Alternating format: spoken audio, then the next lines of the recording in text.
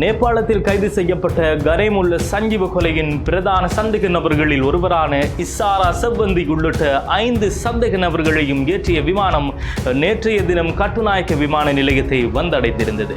குறித்த இந்த சந்தேக நபர்களை ஏற்றிய UL-182 இலக்க விமானம் நேபாளத்தின் கத்மண்டு விமான நிலையத்தில் இருந்து நேற்றைய தினம் பிற்பகல் 3:30 மணி அளவில் தன்னுடைய பயணத்தை ஆரம்பித்திருந்தது. இவர்களை கொண்டு வருவதற்காக போலீஸ் விசேட அதிரடிப்படையின் அதிகாரிகள் இருவர் நேற்று மாலை நேபாளத்திற்கு சென்றிருந்தது குறிப்பிடத்தக்க ஒரு விடயம்.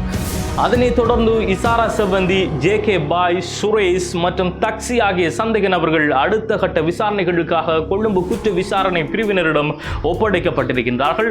திட்டமிட்ட குற்ற செயல்களில் ஈடுபடும் குழுக்களின் தலைவர்களில் ஒருவரான கனேமுல்ல சஞ்சீவ என அழைக்கப்படும் சஞ்சீவகுமார சமரரத்ன கொழும்பு புதுக்கடை இலக்கம் 6 நீதிமன்ற அறைக்குள் கடந்த பிப்ரவரி 19 சுட்டு கொலை செய்யப்பட்டிருந்தார். இந்த சம்பவத்தின் பின்னர் இந்த கொலை நடப்பதற்கு உதவி புரிந்ததாக கருதப்பட்ட இசாரா செவ்வந்தி நாட்டை விட்டு தப்பித்து சென்றிருந்தார்.